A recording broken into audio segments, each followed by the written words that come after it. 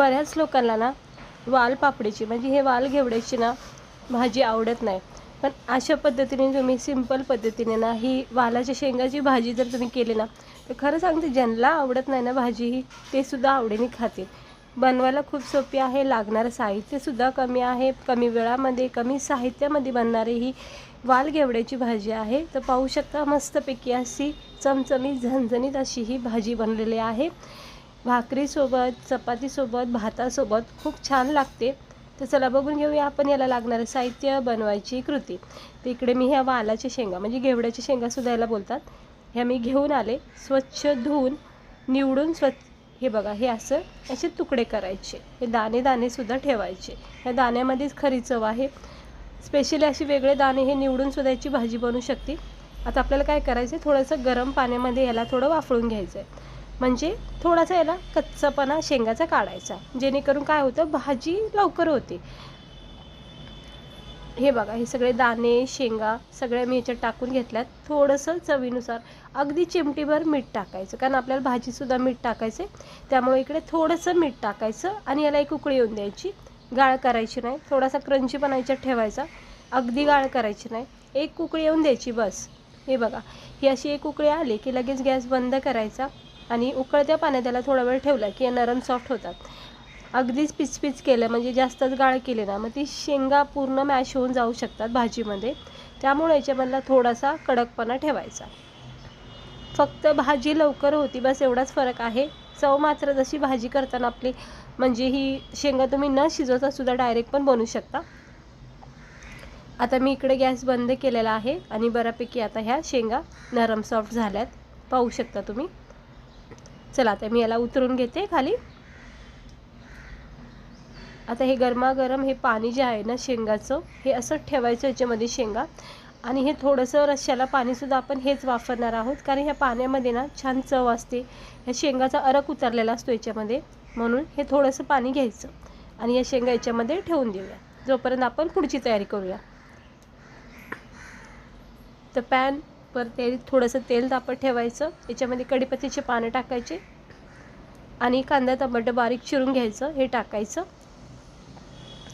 आणि चांगला त्याला मी परतून घेते. अगदी सकाळी खूप कमी वेळामध्ये टिफिनला तुम्ही ही भाजी बनवू शकता. रात्रीच्या जेवणाला उशीर झाला, दुपारच्या जेवणाला उशीर झाला, तर अशा वेळेसुद्धा ही भाजी अगदी झटकीपट बनली जाते आणि खायला मात्र खूप टेस्टी भाजी आहे. याची फक्त दाण्याचीसुद्धा भाजी बनवू शकता. हे बघा, कांदा टमाटर चांगलं परतून घ्यायचं, याच्यामधला रंग चेंज झाला की मग आपण याच्यामध्ये पुढची साहित्य टाकूया.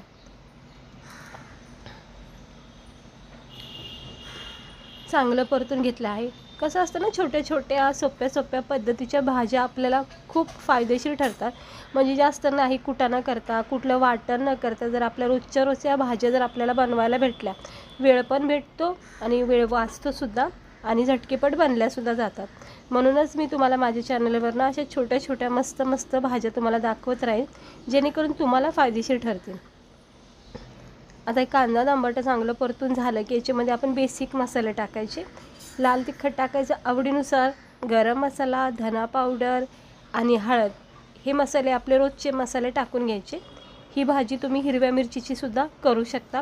फक्त लसूण, शेंगदाणे, हिरवी मिरची अशी मिक्सरमध्ये थोडंसं जाडसर वाटून घ्यायचं आणि मग कांदा टमाट्यामध्ये परतून घ्यायचं.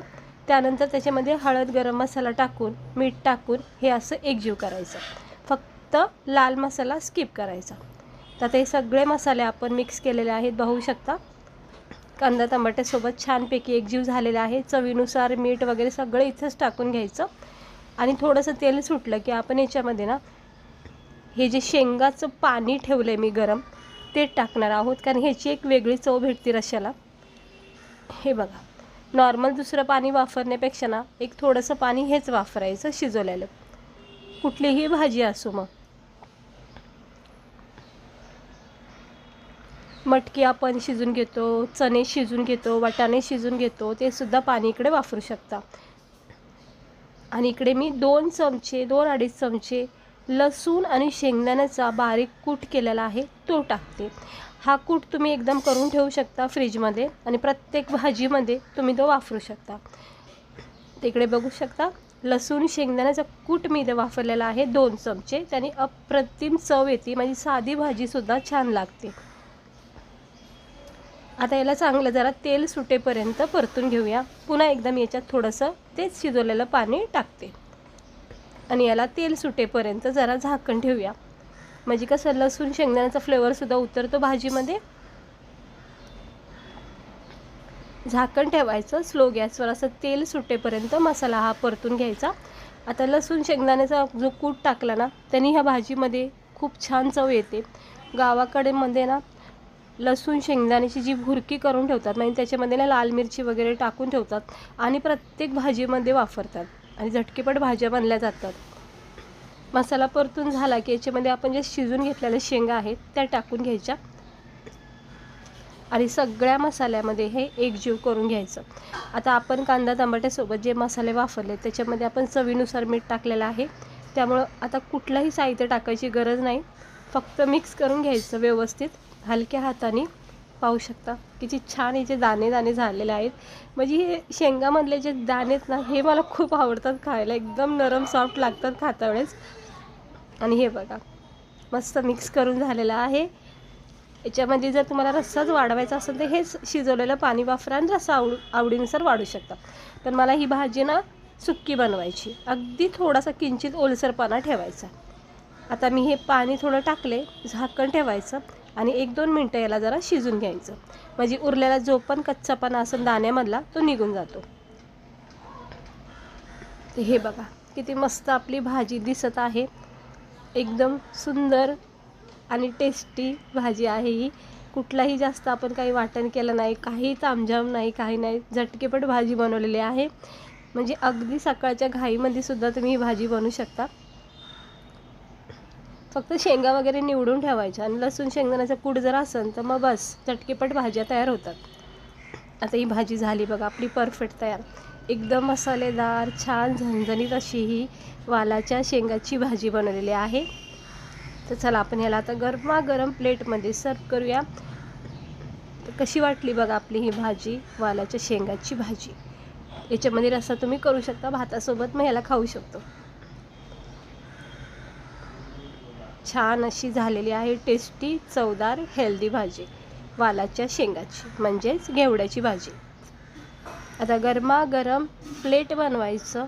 गरमागरम ह्या शेंगा घ्यायच्या, ज्वारीची कडक भाकर किंवा बाजरीची कडक भाकर सोबत कांदा, लोणचं, पापड. अप्रतिम जेवण बनतं, म्हणजे जेवणाचा बेत होईल. अशा साध्या साध्या भाज्या जरी खाल्ल्या ना तर मन इतकं तृप्त होऊन जातं, एकदम पोट भरून जातं. आणि भूक नसेल तरीसुद्धा माणसाचं खायचं मन होईल अशी ही भाजी बनली जाते. नक्की ट्राय करा. रात्रीच्या जेवणासाठी सकाळी घाई झाली असेल तर अशा वेळेस टिफिनसाठीसुद्धा तुम्ही ही भाजी नेऊ शकता. अगदी झटकीपट होती, काहीही झंझट नाही आणि खायला खूप टेस्टी आहे. एकदम बोटं चाटून पुसून खाताना इतकी मस्त भाजी लागते. तर आजचा हा माझा बेत आहे वालाच्या शेंगाच्या सुक्की भाजी. तुम्ही पण नक्की ट्राय करा. कमी वेळ असेल, घाई असेल आणि आपल्या चॅनलवर अशाच रेसिपी बघायला भेटतील तर नक्की सबस्क्राईबर करा. व्हिडिओ आवडला असेल तर लाईक करा. चला भेटते मी तुम्हाला पुढच्या व्हिडिओमध्ये. आता मी ज्वारीची भाकर बनवणार आहे, गरमागरम ह्या भाजीचा आस्वाद घेणार आहे.